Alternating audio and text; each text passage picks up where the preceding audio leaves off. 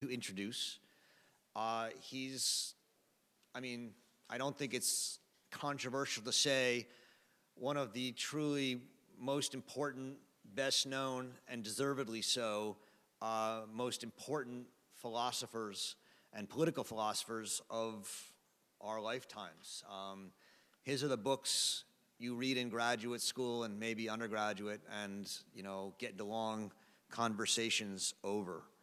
And so it's a real honor to have Etienne Balibar here to talk with us. It's also, I think, incredibly relevant and important because among the many, many, many books and articles that Professor Balibar has written, a few, but one in particular has, in my own thinking, but I think not just my own, in the community of those people who read his kind of books, radically provoked us and changed the way we think about race. His 1991 book that he wrote partly with Emmanuel Wallerstein, but many of the essays are his own, Race, Nation, Class, Ambiguous Identities, in which the lead essay that he wrote is there a neo-racism, is really one of the classic and now classic and most important essays and books trying to make sense of what racism means today, not what it meant in the 1930s or 40s, not what it meant in the 19th century, the 18th century, but what it means today. And that's a question that has not been asked by too many people. And he was one of the first, along with some other French thinkers who will probably be mentioned, like Pierre-André Tagouf and others, to ask that question. He's also the author of Secularism and Cosmopolitanism, Critical Hypotheses on Religion and Politics from 2018, and a book that meant a lot to me as I was forming my world, Equal Liberty, Political Essays from 2014. He's the anniversary chair professor at the Center for Research in Modern European Philosophy at Kingston University, and a visiting professor at the Department of French, Romance, Philology, and Comparative Literature at Columbia University. So it's my great honor to introduce to you Etienne Balibar.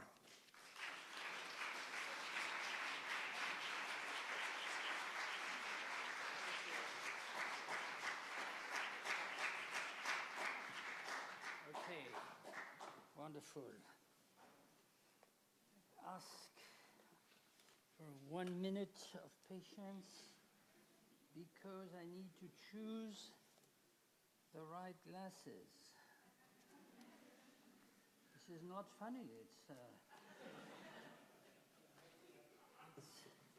It's age. Okay. See if that works. Like that. Probably this one.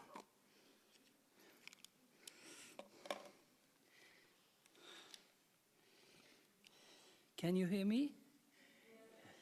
Okay.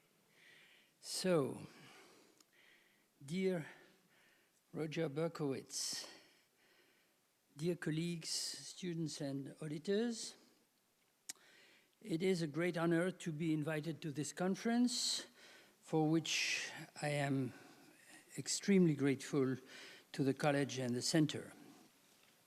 It is also a challenge to be talking about racism and anti-Semitism among many distinguished participants who have been working on these issues more continuously than I actually did, and to do so under the auspices of Hannah, under the patronage of Hannah Arendt, from whom I try to draw inspiration with a mixture of admiration and awe.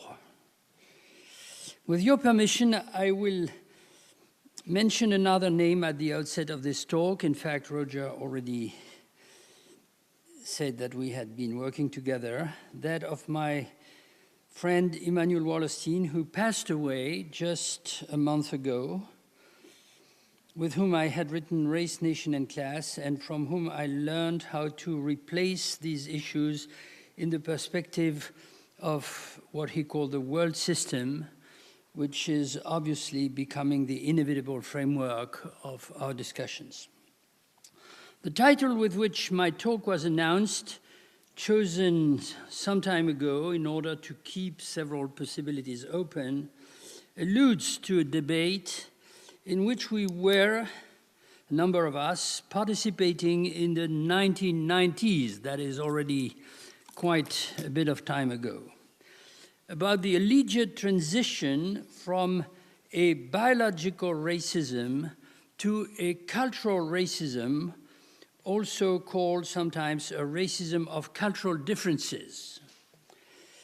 A few weeks ago, I had the dubious honor of being attacked in the German newspaper called Junge Freiheit, which, as you probably don't know, is the organ of the neo-Nazi party Alternative für Deutschland, as allegedly the promoter of the idea of Rassismus ohne Rassen, a racism without races, which would make it possible, so they explained, to blame patriotic citizens who resist their country being invaded by migrants.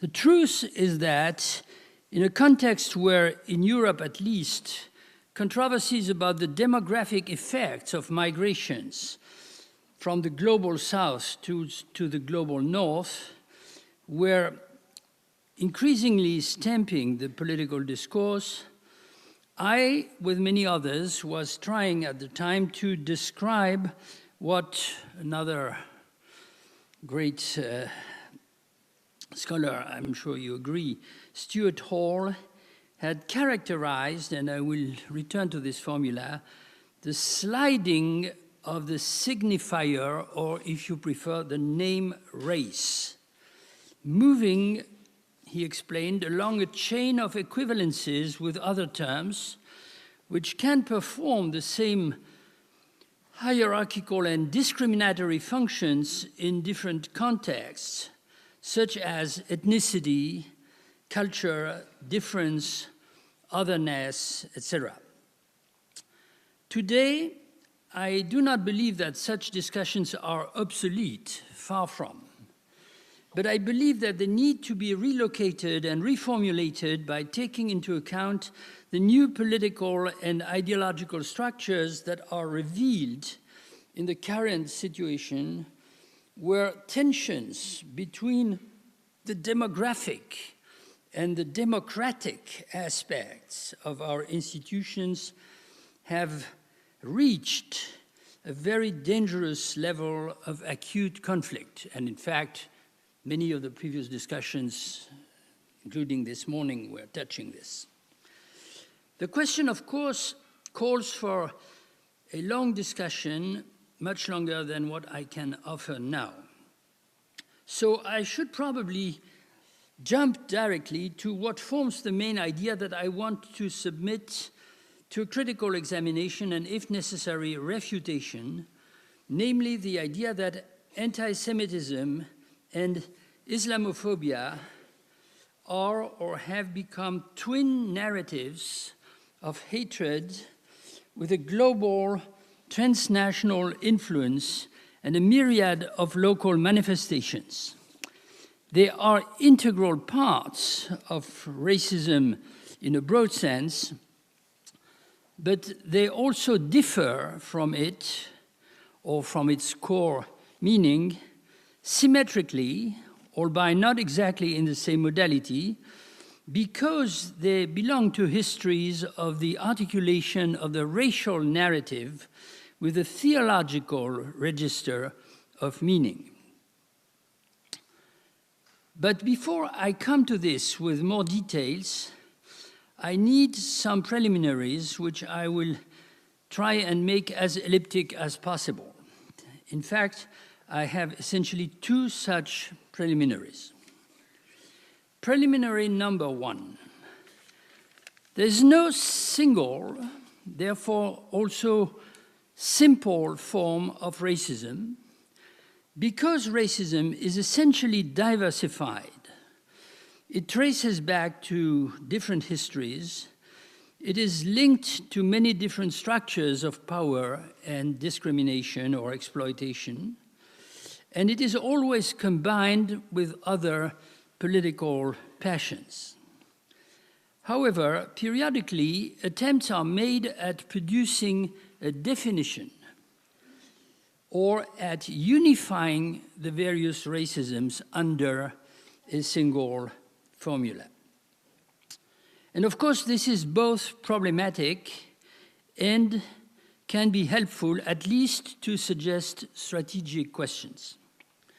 The most important such attempt remains the one that officially gave its name to what we call racism, meaning that before that, of course, racism is a word that was progressively invented in the late 19th and early 20th century, but there was no such thing as racism as a category, the one that we are using today, as if everybody had always heard of it, you know.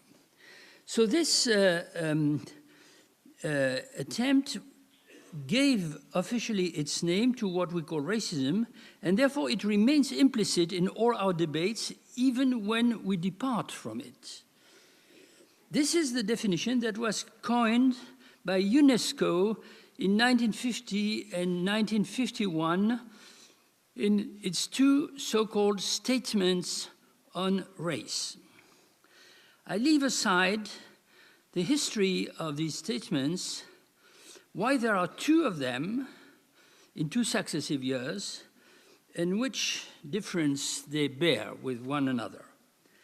My essential point relates to the fact that they base their critique of what they call the myth of biological races on the intersection of three historical cases with profoundly different genealogies. The case of color discrimination in post-slavery societies, implicitly the US, but also others. The case of subjugation and inferiorization of indigenous populations in colonial empires, such as the French, the British, the Dutch, and so on. And the case of persecutions against the Jews in Europe, also elsewhere, but essentially in Europe, leading to their extermination during the Nazi ruling period. So in a sense, what racism meant was that these three cases should be subsumed under a single concept, with the help in particular of the pseudo-biological theories of evolution and degeneracy. And we are still indebted to or dependent on that definition. Preliminary number 2. Returning to Stuart Hall's idea that the name race is a sliding signifier, sorry for the esoteric terminology borrowed from structuralism of that time, which enters into what he calls, or he borrows it from Laclau, but chains of equivalence with other names, which then appear either as correlates or as substitutes for the name race, we may notice that the importance of this signifier comes from the fact that it makes it possible to ground institutions of discrimination and elimination in a theory, which is also a narrative. Essentially, as it was invented in early modern Europe with the initial steps of colonization, this was a theory of origins and descent, following what could be called a genealogical scheme applied not to individuals or single families, but to whole populations, articulated with a theory of inheritance and degeneracy, especially through hybridization. We know that this discourse was profoundly transformed several times, with the signifier race sliding to new definitions and applications. Biological heredity, relying on the scientific ideology of social Darwinism, was already a sliding. It was not the starting point, as many still believe. Cultural racism, or the racialization of cultural differences, was another one, closely linked to the moment of decolonization and also, of course, neocolonialism. It was not really without races, in fact, but grounded rather in a denial of the permanence of the name race under the pseudonym culture, or also sometimes civilization. And you hear this directly in the infamous formula, the clash of civilizations. None of these discursive formations have disappeared. This is very important, because it is an essential characteristic of the genealogical scheme to be, I would say, conservative, ideologically conservative. So in addition to social practices, even institutions, think of anti-black gerrymandering and voters' disqualifications in this country, which continue something of the Jim Crow era, although not, of course, to the same level. This might explain why the trace of slavery and the color line is still with us, why the trace of the colony and the indigenous non-European stigma of being issu de, or coming from, as Nasir Aghenif calls it, is still with us in France and elsewhere. But, and this is the crucial question that I want to ask now, isn't it the case that a new sliding is progressively taking place? A new metonymy of the name race is occurring or developing, which is linked to the new distribution or nomos of the earth, I will explain, or the new demographic and territorial pattern of settlements, migrations, refugee flows, etc. I believe this is the case, and I intentionally borrow a category, the nomos of the earth, from a ultra-conservative, ultra-nationalist thinker, the German Carl Schmitt, because he clearly indicates the articulation of every such nomos with the identification of an interior enemy. The typical interior enemy today, I'm tempted to say, is the interior enemy who comes from outside, especially the arch outside, which is the South, or the global South, the former colony, but in fact is also already present in great numbers inside. It is the southern migrant or immigrant. This explains, of course, why we need to take very seriously the aggressive ideology of the Great Replacement, which was the object of the previous panel, invented by a French ultra-right writer, and now globally adopted by neo-Nazi and ultra-nationalist or white nationalist groups, as Eric Ward called them yesterday morning. I am now, at last, perhaps in a position to return to the point that I had announced in the beginning: anti-Semitism and Islamophobia as internal exceptions to the general pattern, not because there would be no racism and also no anti-Semitism and Islamophobia outside the West, far from, but because this is where we are meeting today and where we perceive things from the West. Now, my point is twofold. First, I believe that we ought not to exclude, of course, anti-Semitism and Islamophobia from our broad definition of racism, both because they are typical cases of persecutions and elimination based on what I called earlier the genealogical scheme, and because we observe today that anti-Semitism, Islamophobia, and all sorts of other racisms are intimately combined in the ideology of the most active, militant, and politically organized racist groups. However, as we know, these groups also develop other hatreds, especially homophobic and anti-feminist. An important component of their ideology is the defense of family values and Christian values combined or collapsed together, which takes us back to the issue of religion.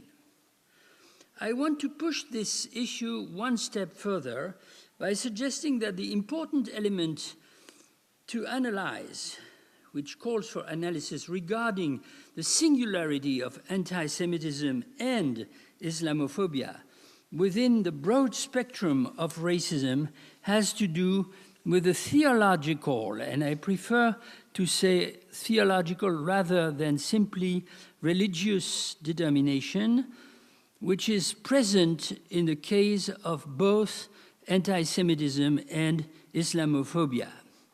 A history of elect peoples and communities, a privileged relationship to the revealed truth, and an absolute notion of the law is at stake here.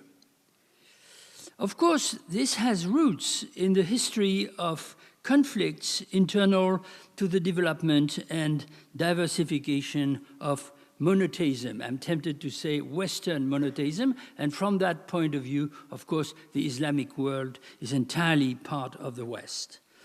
It is a symbolic element on a par with the name race, which is also symbolic. It is not erased by the so-called process of secularization and commodification in our capitalist societies. The philosopher Jacques Derrida once suggested that a theological power of subjection is at work in the combination of such ideas as election and selection, which is intrinsic to the discourse of Western racism and nationalism. Along the same line, I tend to believe that when anti-Semitism was combined with colonialism and color prejudice in the biological racism that UNESCO attempted to deconstruct in 1950, the Jews, as imagined as the degenerate and malevolent other of the Christians, even secularized Christians, featured the counterpart of the other, the so-called inferior or subject races, thus testifying for a latent theological determination in the really sacralized hierarchy of the human races.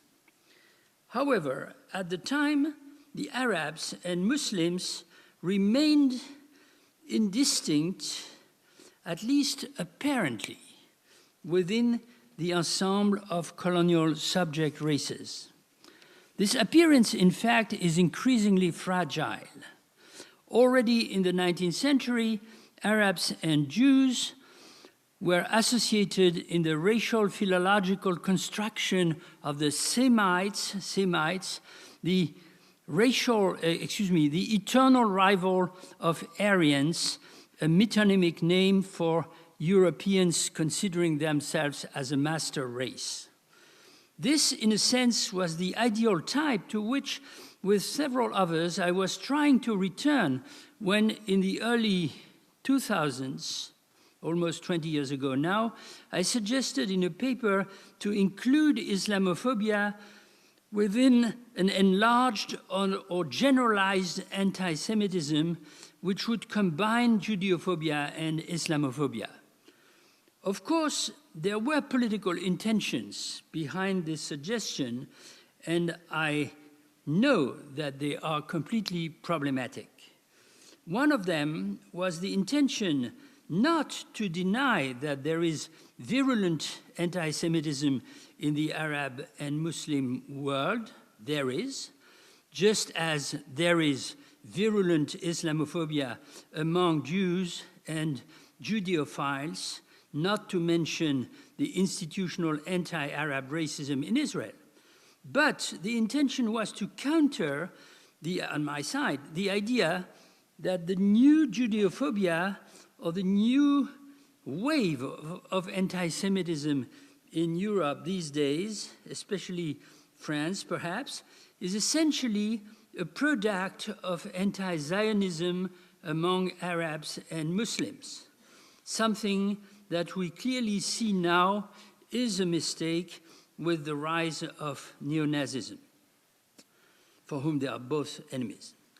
But I no longer exactly believe in this symmetry or in the construction of a kind of counter-myth of the Semites. More precisely, I believe that the elements of dissymmetry are just as important as the elements of symmetry. Of course, they have to do with the very different histories of Christian-Islamic rivalry and Christian-Jewish persecutions, and with the very different places of Jews and Muslims in today's nomos of the earth, including their different relationship to the process of migrations. The Jews, especially the Eastern European Jews, were once the prototype of the errant, of fugitive people, essentially because, of course, they were expelled from one place to another, but they are no longer. Conversely, Muslims are an important part of today's errancy of migrants and refugees, which is compounded by their traditional image as nomads and their more recent assimilation with transnational terrorism. Their negative privilege, so to speak, does not come only from there. It comes from the representation of Islam as the absolute theological other, since it can be presented paradoxically, this is very strange, both as the inveterate enemy of Christianity or Christian civilization, and we see that very clearly in France today, as the religious group that is fiercely resisting every form of secularism, since, in a sense, it is always already secular in its own rigid, legalistic manner.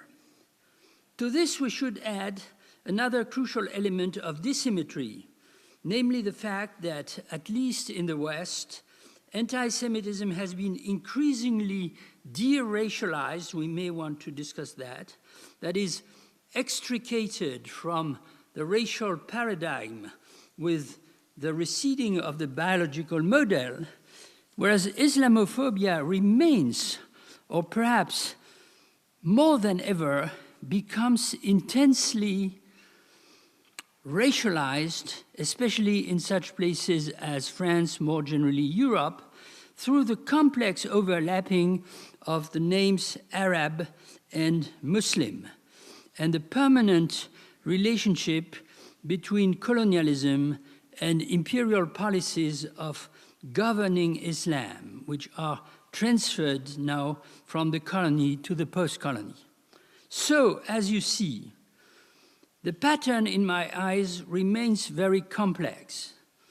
What I would like to insist on, nevertheless, to conclude these remarks are the three following ideas. First, there is an absolute necessity, both political and philosophical, even moral, to add Islamophobia to any label or discussion program such as racism and anti-Semitism. There is a third term with the same weight, the same overlappings and singularities.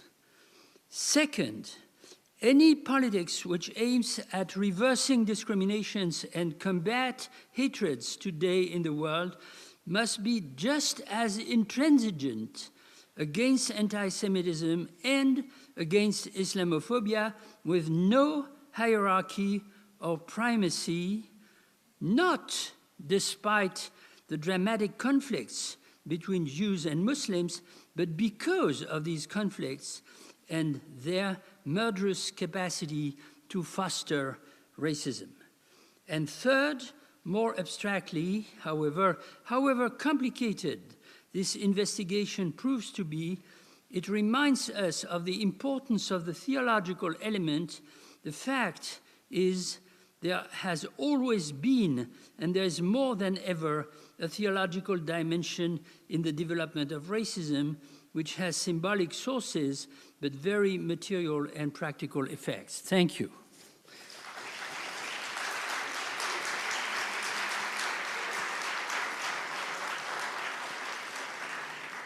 Thank you for not cutting me, Roger. So thank you, Etienne, Professor Balibar. Would you like to come sit down or stand up? I'm coming. Okay, no worries. Just wanted to make sure. It's complicated. Which glasses do you need? The ones with which I can try and see the audience, despite the lights and my poor vision, you know. Thank you. So, the idea of this new racism that Professor Balibar first wrote about in 1991, and that he's, I guess, talking about and to some degree revising today, which is exciting to see and I think important. In many ways, you didn't talk about it today, but I thought it would be worthwhile to bring it up since I think it's in your book and paper, and it's certainly, at least in my understanding of it, is important. It comes out of a kind of anthropological discourse of respecting cultures, and anthropologists go to different cultures and say, these cultures are important, we want to preserve them. And part of, I've always taken the idea of new racism, to the neo-racism to be, is we've imported that idea of the preservation of distinct cultures. And that idea of distinct cultures has, in a sense, replaced the idea of biological racism. Is that a fair account or not? Yes, it's a fair account. But of course, behind that is a whole system of, is that okay?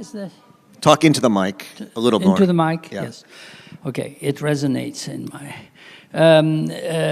these debates were relatively complicated, you know. I intentionally referred to the work of Stuart Hall, not only because I have great admiration for him, and returning to some of his writings at the time on new ethnicities, which is somewhat similar to the question of a new racism and so on, or this extraordinary series of lectures which you easily find even online with the title, what is it, the Fateful Triangle, Race, Ethnicity, Nation. So I was taken back to this moment. So you're absolutely right in identifying the anthropological dimension of the debate and the contribution of anthropologists in the broad sense of the term, which for me would of course also immediately include such people as Stuart Hall, etc. Therefore, the very people who introduced, who initiated cultural studies, post-colonial studies, and race issues were absolutely intimately linked. So in a sense, what was taking place there, excuse me, I won't be too long, was taking place there was a kind of, I'd say, postponed realization of what the UNESCO declarations had wanted to impose, namely the idea that the biological concept of race is a myth. This is the word it's very well worth rereading. Now, of course, I skipped the amazing history of the reason why there are two successive declarations in 1950 and 1951. And if you allow, I'll say just a quick word on that because it's very revealing. The reason is UNESCO, on behalf of the United Nations, the Department of Human Rights, etc. So that's the legacy of Eleanor Roosevelt. Du Bois is somehow behind the scene, you know, etc.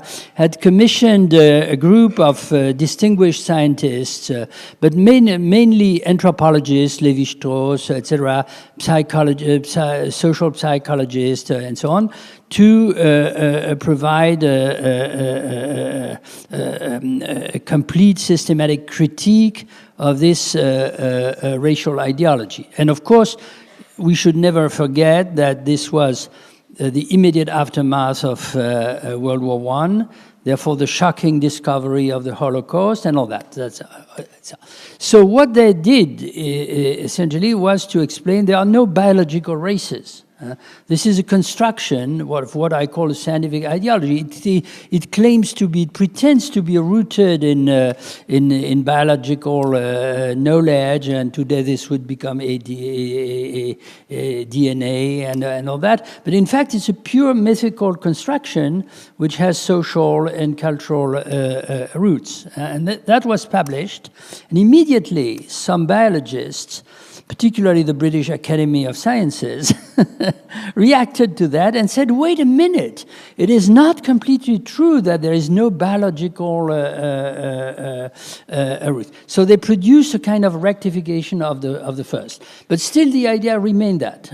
So now this, of course, with time passing, has led to another kind of very, very interesting genealogical, I would say, inquiries in the historical and Foucauldian sense of the term, which trace back the origins of the idea of race.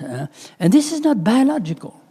This is not biological. The biology is a translation in genetic terms, but the origins, of course, are the classification, the typologies of races, aristocratic races, popular races, master races, subject races, etc., invented at the time of the so-called discovery of America and the expansion of Europe into the world. And all the typologies of races that are produced in the classical age, including Kant's extraordinary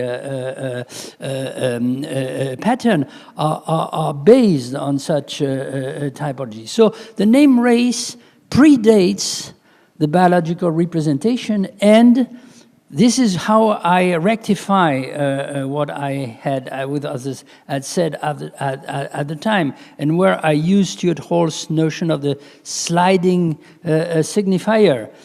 It changes again, but while it changes discourse, language, language.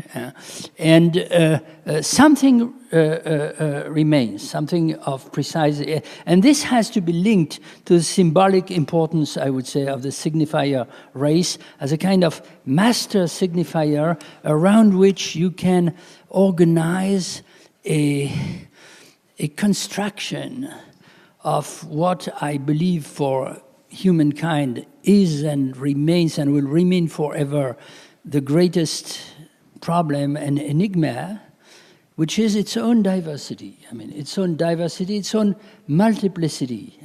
But of course, the anthropologists of the Levi-Straussian kind, who wanted to defend cultures, etc., had themselves a kind of mythological representation, I would say, of pristine, originary cultures, etc., etc. Whereas we, I tend to believe, deeply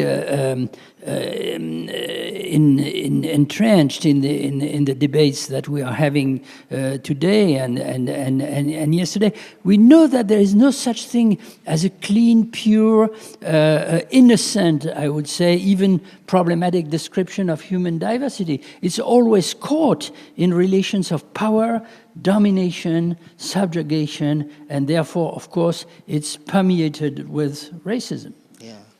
I mean, we know that. Yes, we know that. But the Great Replacement forgets that. The Great Replacement? I mean, in many ways... No, I would add something to what has been said a moment ago. Okay, let me just ask the question. Yeah, the question is, I mean, the UNESCO redefinition yes, and the culturalization of racism yes, is the direct predecessor of the Great Replacement theory.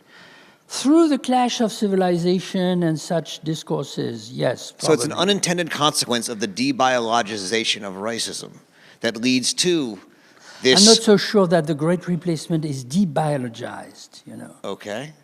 I mean, that depends on, well, what I say here, I have no certainty, you know, we are discussing. Yes, we are discussing. And others will have different, and they've expressed their views. We're gonna take it down and of put course, it up. Of course, of course. But what I was thinking these last times and these days, and with the shocking events that have been recalled here several times, ranging from the other end of the world. I mean, of course, there is a proviso to be made here. Even when we talk about New Zealand, in a sense, we're talking about the West. So we're leaving aside something which is, for me, equally problematic. And even if I don't speak about it because I'm not competent, I think that at some point we must bring it in, which are the forms of racism that develop, I would say, and even are on the rise outside the core of the Western domination system.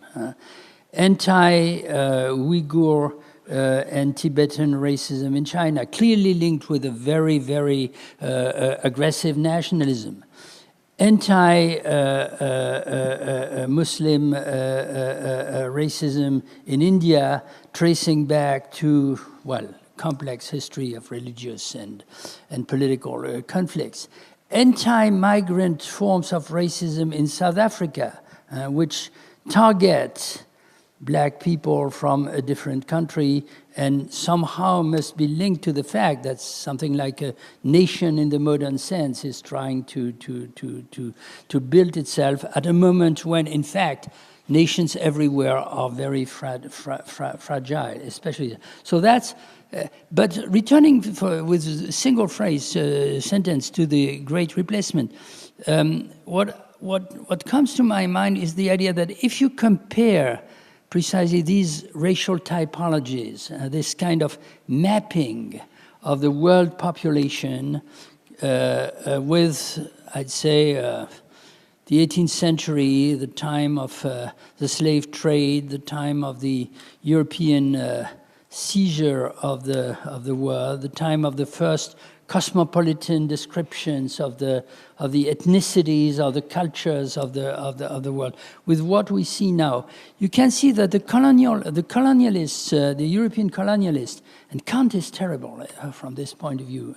They were eager to carefully distinguish many different races in the periphery, in the colonies, in the colonial or virtually colonial world. So, of course, this created, as we know, infamous hierarchies, with the lowest people more or less identified with animals, and the highest, so-called, with dangerous rivals for the European supremacy. But it was very important to, and this was in the spirit of natural history, to make very specific distinctions. So the whites at the other end, or the European Christian, etc., civilized, were of course not neutralized as a race, but they were tendentially seen as a kind of homogeneous point of reference. So now, if you look at the situation today, it's almost the opposite. I mean, the disturbing fact with white nationalism, as described by Eric and others, is a very strong self-racialization of the, threatened majority. You in America are familiar with that, of course, but we, if I may say so, in Europe are less, I believe. And I observe with a combination of interest and great concern that Europeans, in a sense, are now self-racializing themselves. And the rest, the migrants, the southern mob, you know, threatening at our gates, our border, is becoming increasingly a kind of indiscriminate mass of others. Although, if we take Eric's words, if I understood it correctly, yeah, I liked very much what he said. That anti-Semitism becomes the ideology of white nationalism to explain why other minorities are gaining power, and whites are losing power. This has been repeated by others today. The conspiracy narrative. But then that racial ideology, in many ways, comes from Europe. Comes from Europe. Well, it comes and returns. Comes and returns, yeah. And that's, and I want to just, the last, I want to. But if you allow me, I know I'm much too, but I said something to Eric, because after that I wanted to tell him how much I appreciated his talk, and sorry? Go ahead. So I said to him, I will add another twist to what you have said, which is even more disturbing, problematic. Because why is this anti-Semitic kernel, which I try in my talk to identify also as a theological signifier, if you like, latent as a kind of substructure or support for the white nationalist discourse? Of course, because of the narrative that he explained to us. But perhaps even for a more disturbing reason, which is that, of course, between the 30s or the early 20th century, when the Elders of Zion were invented, etc., and today, the Holocaust has taken place. These guys have an idea of Nazism in their heads, which is not repulsive. They're fascinated, in a sense. Perhaps they wouldn't avow it in any circumstance. But I'm sure that the guy in Norway or the other are fully aware of that. The Nazis dared do the absolute crime which is also, from their point of view, the absolute redemptory gesture, which is to eliminate the enemy physically and wipe them out of history. I'm pretty sure that this is somewhere in the heads, I wouldn't say the brains, of course, So of our white nationalists. My last question I want to ask for you is, first of all, I fully agree and take the criticism that Islamophobia could have and should have been in the conference. There's a question of timing and how you fit it all in. I agree with that. I thought about it myself, and I take then your point that Islamophobia, in a provocative sense, as I understood you saying it, is a form of anti-Semitism.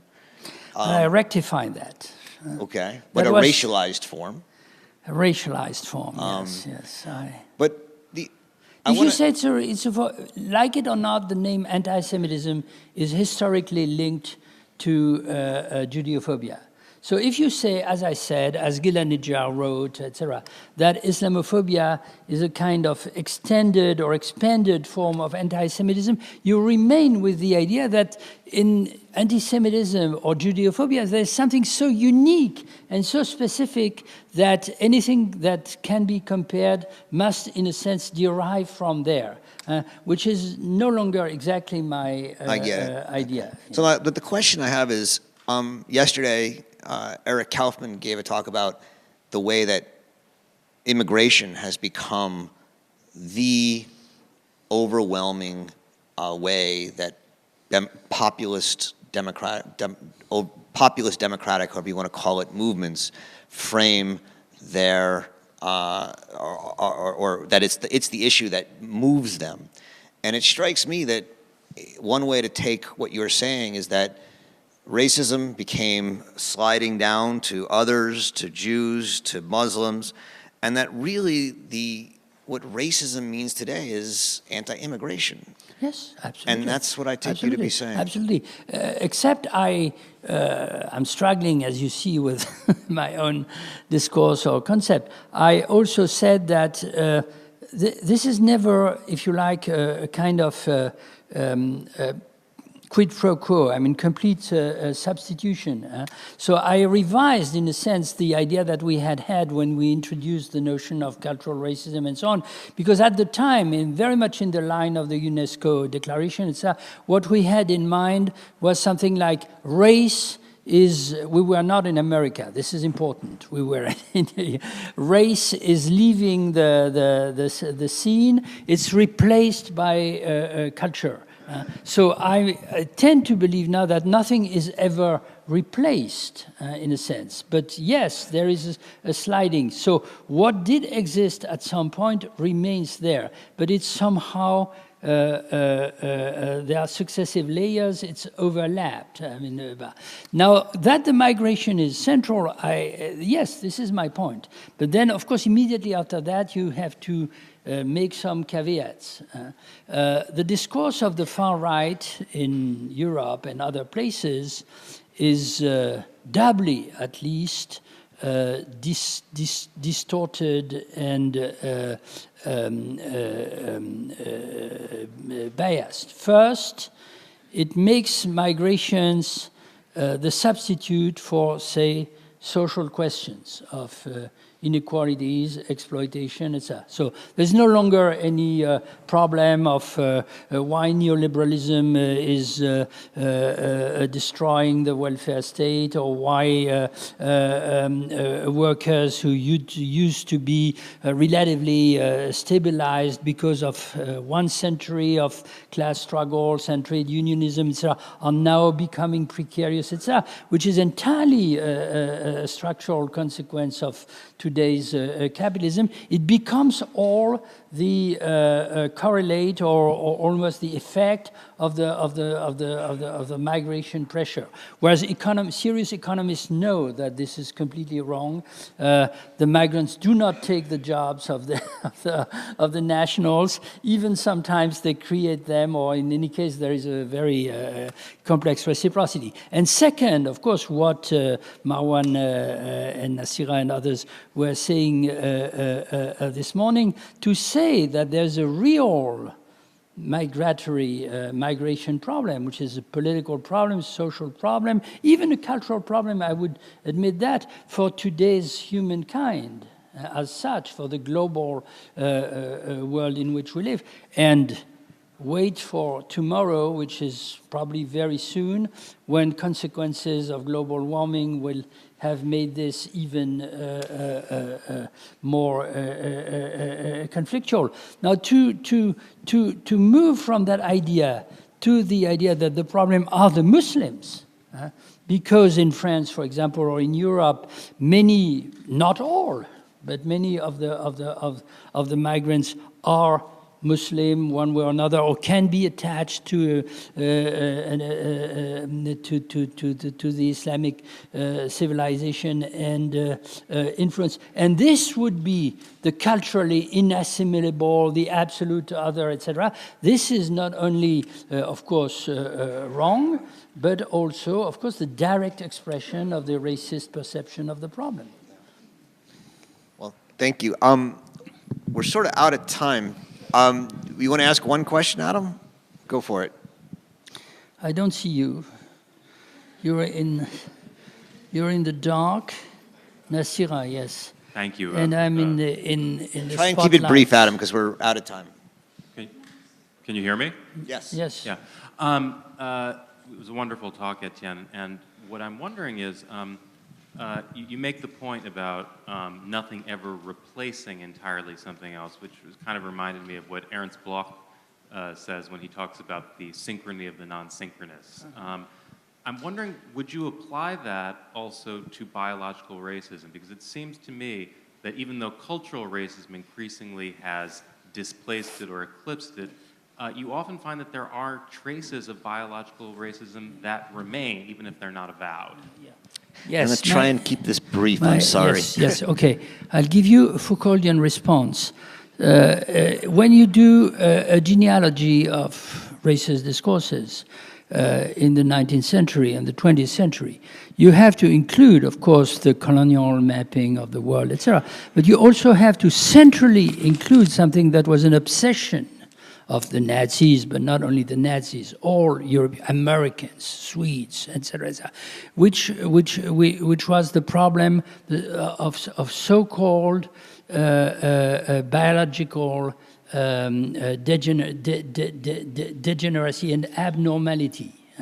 Now, my tentative answer is the form in which biological racism renewed, newly grounded on contemporary genetics and mapping of the human genome and post-human ideologies is going to return, and in fact has already returned, will not be so much the categorization of broad human groups into races like Caucasians, whatever, Hispanics, whatever. But it will be a very, that's Foucauldian, very individualized strategy and technology of classifying individuals as, well, terrible to say, but those who are worth living a good life, and those who somehow could be or should be eliminated. On that happy note, yes, please thank Professor Etienne Balibar.